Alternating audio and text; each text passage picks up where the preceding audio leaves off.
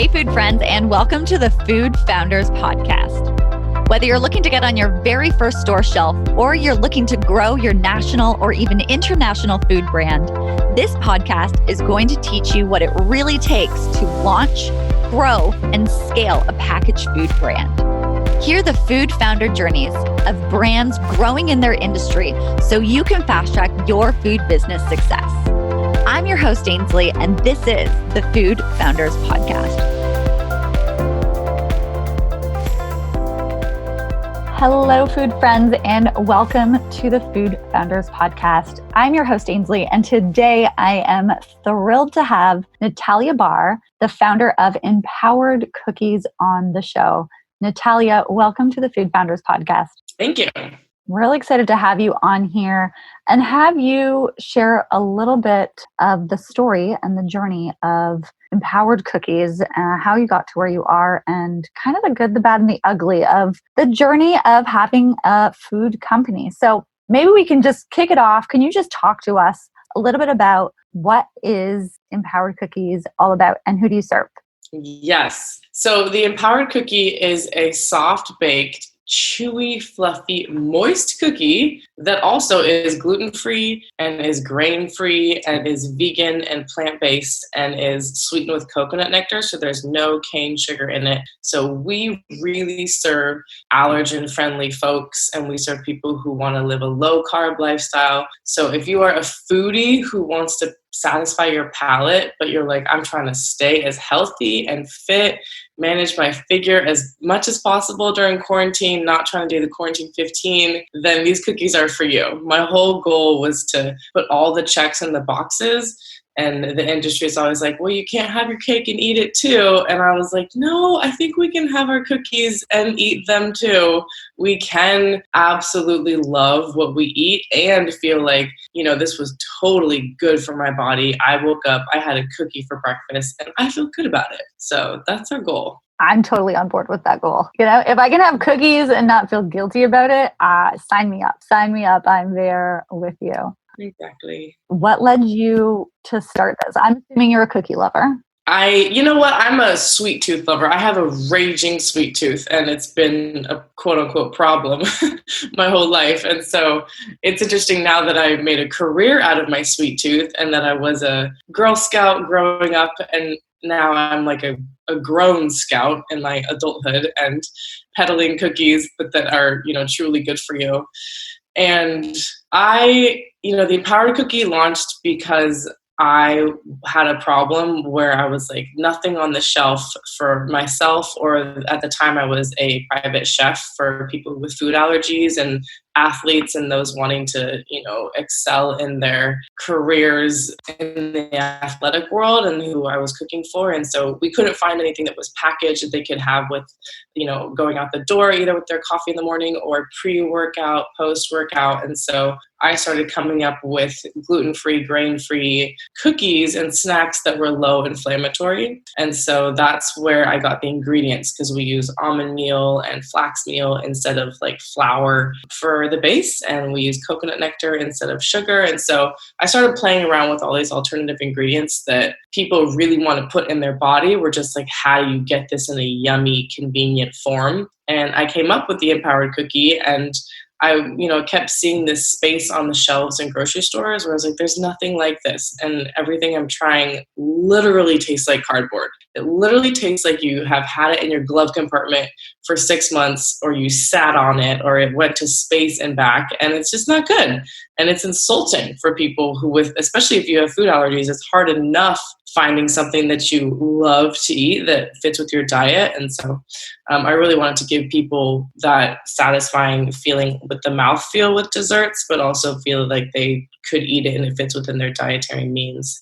So that's how the journey started, was solving a problem that I was experiencing, that my clients were experiencing, and that I knew millions of other people were experiencing also. And it's a frustration that I found unnecessary and something that I was determined to fix. I think that's where great products really come from, is when you are like firsthand seeing this problem and you just know that there's a better way, especially, you know, you being like making meals for other people, you recognize that it can be done. People just haven't decided to bring it to market at a larger capacity, and you were able to take that expertise and see this need in the market and literally package it up together to deliver to people.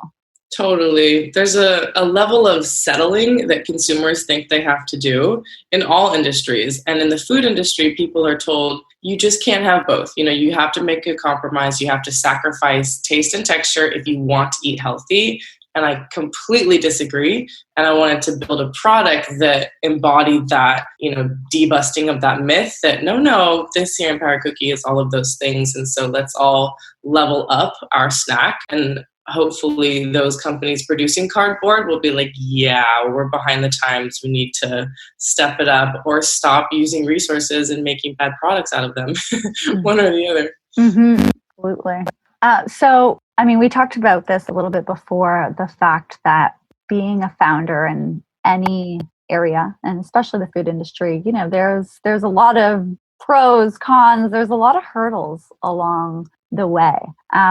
Would you mind sharing some of the lessons that you've had as a food founder that you maybe had to overcome from when you first started on this journey, or just some of the main lessons that have really helped shape how you now go to market as a food founder? Yes. So the road has been and continues to be windy and bumpy and up and down, and you need a seatbelt and a helmet and a whole lot of patience and tenacity. That's why you have to be super passionate. And I have always been obsessed with food, and thank goodness, because if I wasn't so obsessed, then I wouldn't have made it. I really think obsessiveness and fixation is a necessary quality to getting to that quote unquote finish line, even though it's metaphorical and you never really finish. But you have to, be losing sleep over solving this problem, even if you weren't getting paid. It's just something that's just like a burning fire inside of you. And so some of the hardest parts, especially starting, was, not the food part, but everything that goes with it, but behind the business. So packaging has been almost nightmare. It's been, I'm not a designer, I'm not an artist, and I'm the type of consumer that cares about what's in the product, not what the product looks like. But in CPG, it's all about what you're wearing. The packaging has to be cute, has to be eye-catching, and there is so much noise on the shelves. So finding the right package for the Empowered Cookie has been so challenging, everything from an engineering standpoint to design, finding the right way to convey the message. And so I really, I had to find people that were way better at this than I was, and then raising the capital to hire them. So I had the product dialed down, but the lesson of finding, we had a black package before this, and it was like branding suicide. Black was just terrible on the shelves. It was not appetizing. It was actually collecting dust in the grocery store shelves. It was literally attracting problems I had no idea were going to happen. And I had consumers saying, is this cookie old? And, I'm like, it's not at all. You have to open it and find out. But I realized that I should have ran the designs by a lot more people and had mentors and just really had people in my corner that could give me feedback that I don't always need to take and move forward with, but I need to listen to and hear. And so packaging has been, a huge lesson, and in a sense of those to success. And you don't always know where to go till you know where not to go. And so it's like this ping pong game of hey, that didn't work, and now let's pivot and go in this direction. But in that pivoting is huge money sucking holes. So trying to raise enough capital to pay for your mistakes is a huge bet, a marker of entrepreneurship, is how resilient can you be. And especially the food industry, when you have a package on the shelves and all of your e-commerce sites show it, and the consumers are used to finding a product that looks like that, and then you go and make a change and people completely forget everything about you. You have 4 seconds of their attention in the grocery store, and if you make a change, that 4 seconds is 1 second and it's gone. So it's an unforgiving industry in a lot of ways, and change is inevitable. You're always going to be tweaking with the packaging, and so I've had to really be cautious about just slowing down where I know we're going to go and make more precautionary steps along the way, hire a mentor to guide me through the packaging industry. So I'd say packaging has been a huge hurdle. And then capital raising, finding people who, one, believe in your company, but believe in you and have, see your potential to be a leader, but also see the product as a potential to be a leader in its own category. So I think we're in an era where you have to have both. As the founder, you have to have leadership skills. And as the creator of the product, you have to know that the product is leading the way in innovation and is going to be resilient throughout the times. So, we're living in an era where there's a lot of crises environmentally, socioeconomically, racially that affect the food industry. And your brand has to be relevant throughout those waves. Otherwise, it'll get buried in the noise. So it's like a two-pronged success that takes a lot to be successful at. You have to be willing to take the criticism you don't want to hear and adapt to it and make a product that's really designed for consumers and for the era that we're living in. And that's why the Empower Cookie is so profound, is because it's relevant to empower us through our day with the nutrition we need to stay healthy, but also to empower a broader food system that is responsible and sustainable and will be around for generations to come, because it's built, on in a long-term game strategy instead of a short-term exit strategy, so I can make a bunch of money and make my investors money, because that's not the goal. Did you question whether or not you wanted to raise investment capital or not? I recognize that this is a piece that a lot of food founders come up against in terms of, do we raise money? Do we do friends and family only? Do we bootstrap everything? Like, what did that decision look like for you to decide to go the route that you ended up going? Yeah. So I have hustle DNA, which is a good and a bad thing, but I'm always like, I can do this. I got this. I'm scrappy. I'll put it together. And that you need in the beginning, no doubt. It's essential. Pulling those all-nighters and packaging everything yourself will be the beginning of your product. And it wreaks havoc on your personal life. But that bootstrap mentality is a necessary step to raising capital. So for me, I would go to parks and sell cookies out of a basket. I would go to music festivals and sell cookies out of a basket. I would go to pop-up events. And so I was raising money. And I was also in that time testing the market.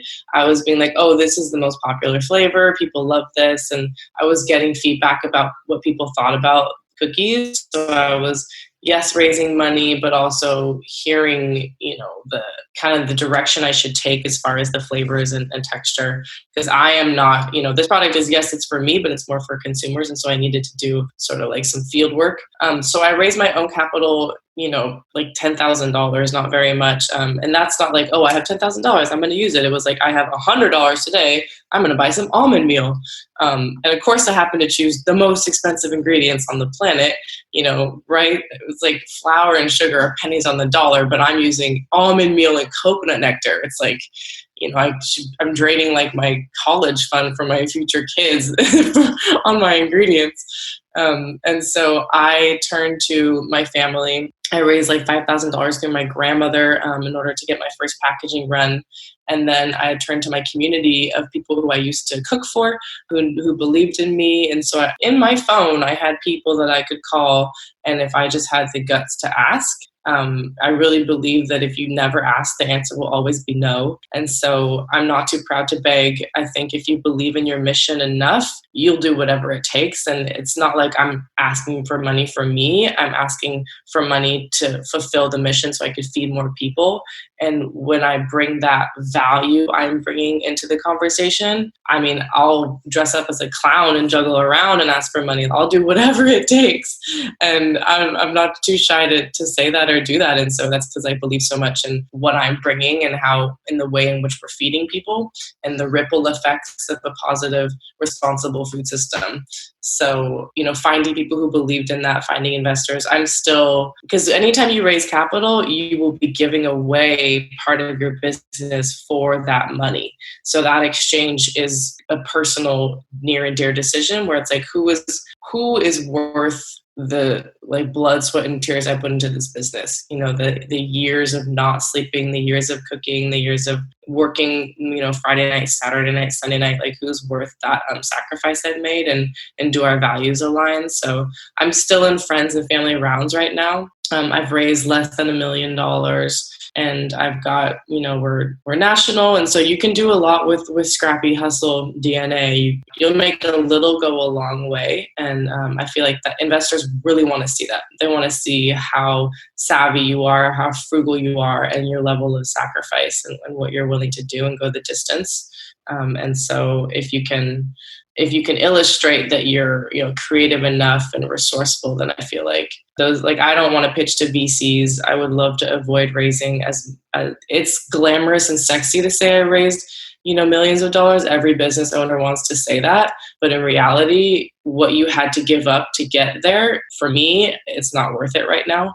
I'm fine staying humble and raising smaller amounts of money and chewing, not biting off more than I can chew, just to not name drop, the VCs that invested in me. Because that's, again, money is not the goal. It's necessary to be profitable, but the goal is to feed people in a responsible way and to have a board of advisors that believe in the mission so much that they'll keep opening their pockets.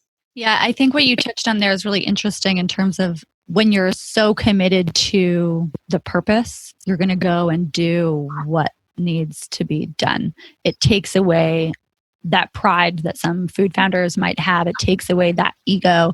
It strips away all of that. Oh, I don't want to ask this person because it's not for you. And you said that, and I love that. It's not for you. It's for the mission that you're on. And I think that that's a really big gem that a lot of people should think of if you're feeling uneasy about asking for money. I think separate yourself from that. You are the CEO of your company. And I think that a lot of times in business, it's important to step into that CEO role and not, I'm the founder, this is for me. It's not for you anymore. It's for who you're serving. Exactly. Okay, if you were to go back in time from like when you first started the company, what would you have done differently?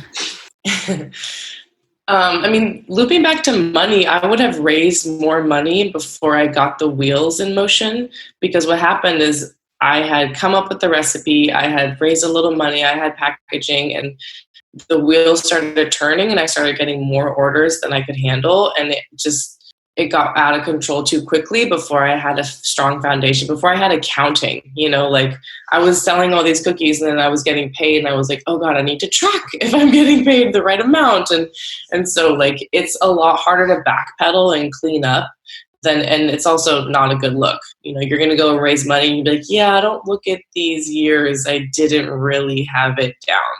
So starting off, because you're passionate, you're like, your mind is on 1,000, but your feet are still, just 2 feet. And so like understanding, having a plan, and entrepreneurs, we suck at, written plans. We're really good at being visionaries and getting the job done.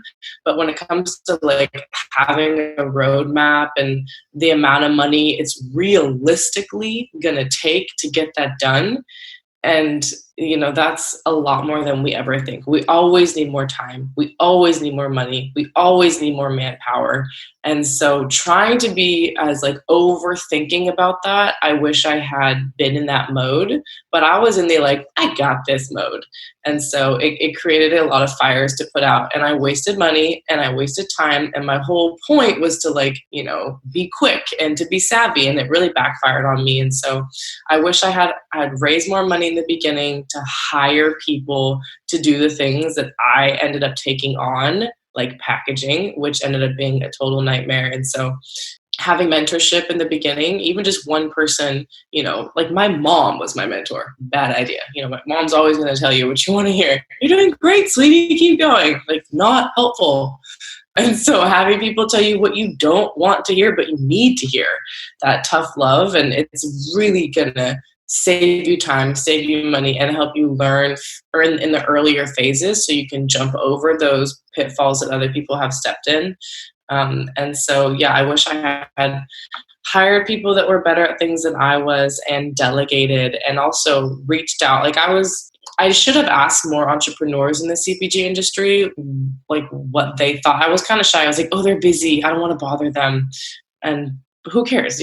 People love to talk about themselves. Like, they would have totally been happy to sit down with me for half an hour and talk about, how to get into, what it's like being in Whole Foods and places like that. So just like slowing down and giving myself a buffer of time to pull back and look at a bird's eye view of my plan and go more incrementally instead of like take huge leaps. I wish I had done that. That's really great advice for everyone who's maybe at those beginning phases right now where they're facing their own challenges, as every business owner does at new levels. I think that's really, really helpful for people. Yeah, I would also say that, like, check the assumptions that you're making. We all are like, oh, people will love that flavor. Like, maybe they won't. Like, I have this idea to make a flavor that I think I love it, but it's not always. We just have to get more, and that's another thing that takes more time is get more input from the mouths of the people that you feed, or in any industry, is don't just go based on what you and your friends and what you see on social media, but actually get some solid data on what it is that you're doing, and check the things that we think will go smoothly, because those are the things that are going to end up being like a literal fires, and you're going to be like, oh my God, this was not planned, and it's going to derail you. So I think that's something we could take into life also, is like, let me check my assumptions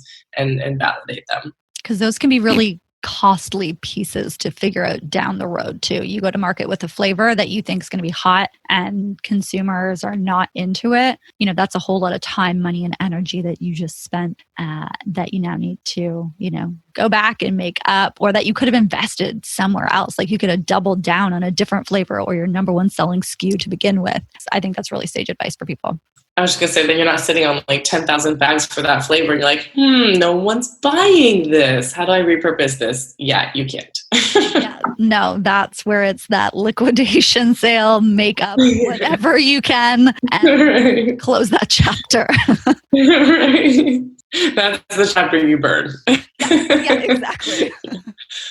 What about where you're at right now? Like, where are you going from a growth perspective? What is the piece that you are looking to crack right now as you're growing the Empowered Cookie? Well, we're growing the Empowered Cookie as everyone, is experiencing this global pandemic. I'm sure we're sick of those words, but it's the reality. And, it's interesting because I've never uttered the words, I love the packaged food industry. I've always like, yeah, I love the food industry. And then there's the packaged food industry, which is a whole nother beast. But during COVID, we are well positioned to weather this crazy storm.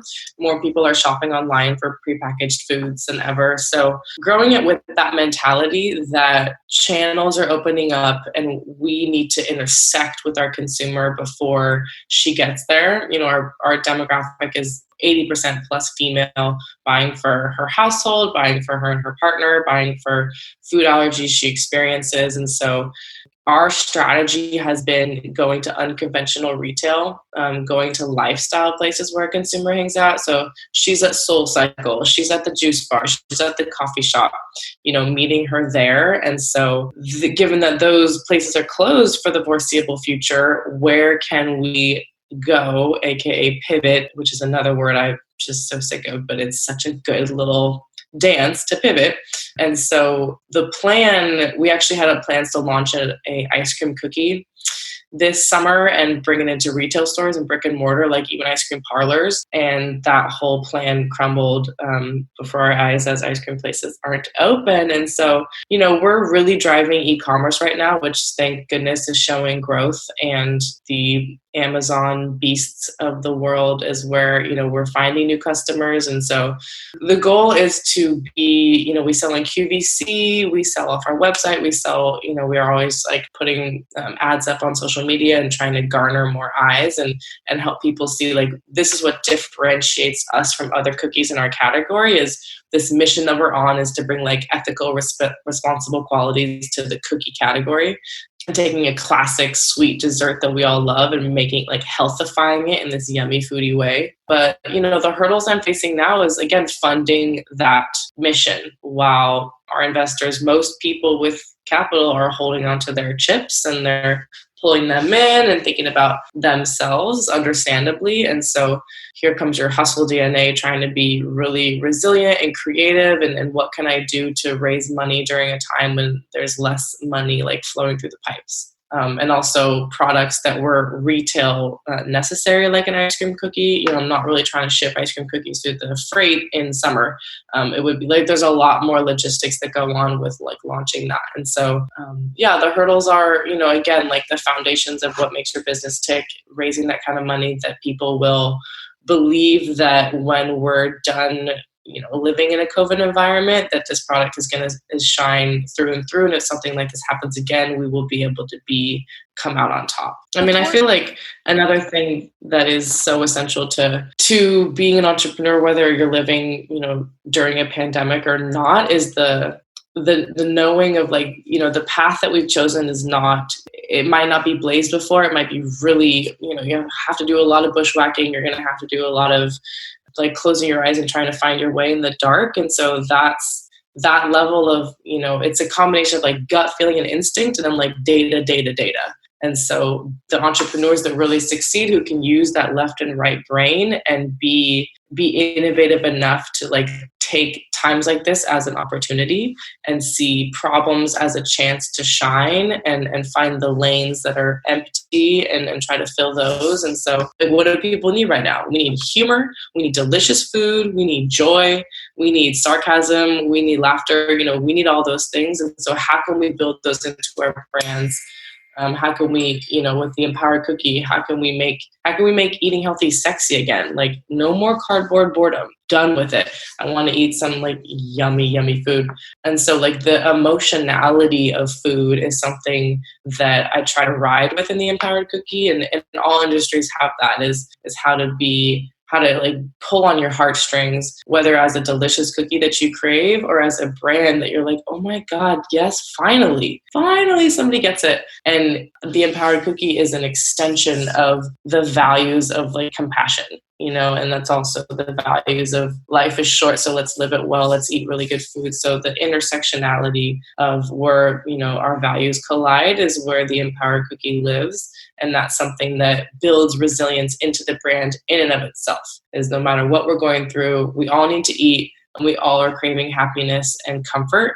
And so we're here to bring that to people. Yeah, I will say the packaged food and beverage industry is one of the industries that has been really thankful to be in this world with everything wild that's been happening in 2020. People need food and they're stocking up on it, and they're looking for ways to be healthy, and they're looking to bring joy into their life. And food is one of those necessities that people are going to turn to. And so it's actually been, for a lot of companies, it's been great for business. There's obviously been some that have seen the other side of it, but for those brands, it's this time to take a step back, take a look. Is my packaging right? Do I have the right flavors? And maybe do the things that they didn't do before, or they never made time for, whatever it was. And now it's this gift of time in a way to get right what you maybe didn't focus on getting right before. And the P word that everyone is sick of, pivot when needed.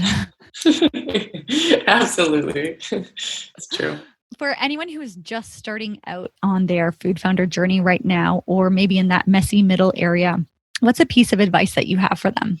Honestly, my advice is more personal. It's less entrepreneurial. And if you have, a business mindset, though, those two things are inseparable. My advice is to really decide, again, do your best to your mind is so excited and your hands are ready to get dirty and do the work, but do your best to build structure into your life, like going to do yoga or working out or meditating, something where you're really looking at what is this going to do to my life? And am I ready for slamming on the gas pedal and missing the birthday parties, missing, having kids in your 30s and being able to like really do both? And not to say you can't have kids in your 30s, but the choices you're going to make and what that will do to your personal life, the sleep you won't get, the Sunday nights you won't, like, I don't own a TV. I don't own a Netflix account. I'm so out of touch with like pop culture and, like TV shows and all this stuff, because I spend every time that I have with my business. And is it like your child? Are you obsessed? Are you passionate? Does it keep you up at night in a good way? And if you have no to those answers, you're going to kick and scream through part of this journey. And instead of seeing it as like, wow, this is character building, this is like, this hurt, this mistake I made hurt financially, hurt my ego, hurt my pride, hurt my reputation, hurt my pocketbook, all that. Like, am I going to be able to wear this as a badge of honor, or am I going to be having a fit about it and not being productive? And so I think it's really a matter of, am I built personality wise for business? Am I in good physical, mental, emotional health? Because business will really wear you down. Like I've finally picked up a habit of meditating, and thank goodness, because it's such an incredible foundation for just calming the nervous system, which is the right, foundation you need to make sound decisions in business and not be impulsive and not be emotional and not take things personal. That's such a huge asset. Investors look for grown people. You can be 25 and grown, and you can be 40 and not grown. There's a way in which you carry yourself that it conveys through your product, especially your branding, especially your social media presence. And so the inner personality about being a successful entrepreneur is something we all have to ask ourselves is, do I have what it takes to build that? Because we're not born with it, but do I possess leadership qualities? Am I somebody who can, pick and choose my battles and know, financially where to put money in, and not just be like assuming, oh, this will work, I'm going to pour a bunch of money down that and hope for the best. So it's really like doing the inner work and being able to, and, the humility it takes to build a badass team, people who are like way better at you, to the point where you're so intimidated to even hire them. You're like, oh my God, I'm like actually scared of you, but super excited about the fact that I'm scared of you. And so like those really, powerhouse individuals should be, your teachers, and the idea of money. Yes, you're hiring them, but you're learning from them. And so there's a lot of aspects about being a successful entrepreneur that aren't related to, I don't have a finance background. I never went to business school. I'm a pastry chef with a like relentless hustle, and I'll work until I get the job done. And I'm not too proud to, do whatever it takes to succeed. And so I feel like that's necessary. And a lot of people just, they want to, they're 9-to-5ers. They want to clock in and clock out, or they want to have kids at like age 28, and that's awesome. That's just not me. So like knowing your path, because you will be tested, you'll be real. There's some huge hurdles that are going to come up. And if you don't feel like you'll get past them, then you won't enjoy the ride so much. So I would say that. Yeah, because it's not a smooth ride. It's a roller coaster, and you don't know where it's going, and you don't know if it's going to like go off sometimes. Is this going to have it's going to be great at the end, or am I going to hate this? Mm-hmm. I guess a follow-up to that would be, is there, like, other than meditation, what has helped you stay true to the fact of like you knowing that this is the right path for you right now? Because I think most entrepreneurs go through more than one moment where they're like, is this the right thing for me? What am I doing? This is crazy. I'm missing out on my life. And that's a really tough piece to come past. So what's kind of kept you focused and kept you knowing that you're going in the right direction? Yeah, it's a great question. And before I answer it, I'll say that there's stories I listen to. I always listen to podcasts, and a lot of about business, and a lot of people have co-founders. And then sometimes one founder will need to like take a hiatus or a sabbatical mid-business, and thank goodness they have somebody else to run it. But it's a lot easier to address these things in the beginning before you get started and end up realizing, this was like, messier than I thought. And I will say having a co-founder is a great idea. I wish sometimes I had a co-founder. I'm like, yeah, way to go, Natalia. You just had to do this by yourself. Just take the hard route. Why you always have to learn the hard way? Why? So yeah, if you know somebody, and it maybe shouldn't be your best friend. It might be somebody who you're like, okay, they drive me nuts, but they're really good at this, and I can separate those two things. We share the same values. But habits that I have, I exercise my little butt off. I play basketball, I run, I hike, I lift weights. I process my stress with my body and I sweat it out. And that is so essential. I dance. I just love moving my body because it's the only time that my mind shuts up. My mind like actually calms down when my feet are moving, and thank goodness for that. And then I cook. I'm a foodie. And so I will also say, as an entrepreneur, like having multiple streams of income, you're going to want that. Because one will definitely break down at a certain point. And maybe like there's months when I haven't been able to pay myself a salary for the Empowered Cookie. And thank goodness I have a catering, side hustle where I'm like, well, that's great. I have a couple jobs this month. I'll be able to pay my bills. So having other nets to catch you is going to ease your mind. And when your mind is at ease, you'll make better decisions. And so having something as backup and something that you love that is like a constant, because those things, structure is also good to be able to recalibrate and bounce back when you have a decision that's gone awry or you don't know what to do.